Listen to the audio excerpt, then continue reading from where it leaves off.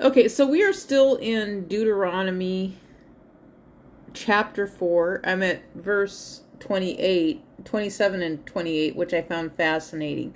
The Lord will scatter you among the peoples, and only a few of you will survive among the nations to which the Lord will drive you.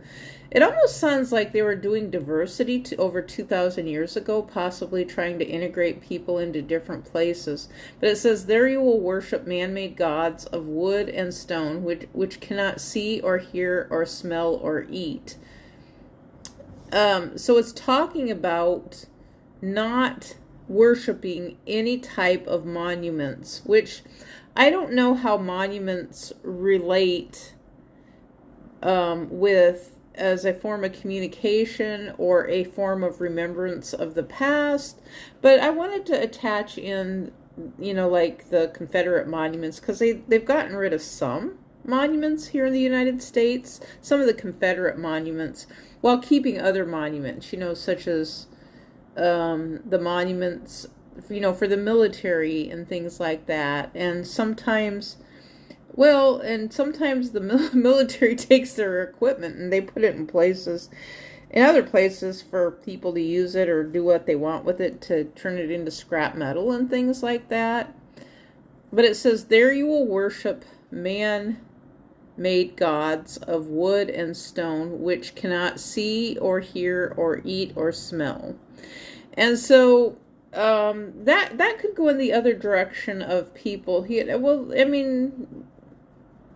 I don't know about worshiping, but, having an honor and respect. Now that can go to the native Indians, the native indigenous. They worship. Oh, well, that's kind of interesting. They do worship,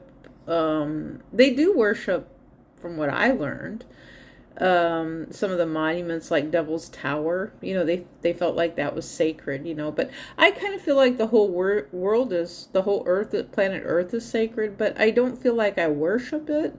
I live on it. I have to have a respect for it because of the fact this is where I live, but I also have an understanding that the earth is very, very powerful. And when we look at the earthquake that happened in Myanmar this week, and I don't know if they had a tsunami, but all their buildings came down. And in the Bible, it also references not to build your foundation on sand, because when you build tall buildings on sand, you have no foundation. When you can't get down into rock, you have no foundation of anything. And so there are references of where to build and, what reasons. Well, I don't know that it gives reasons, but it just says to not build in some places. It's not good land.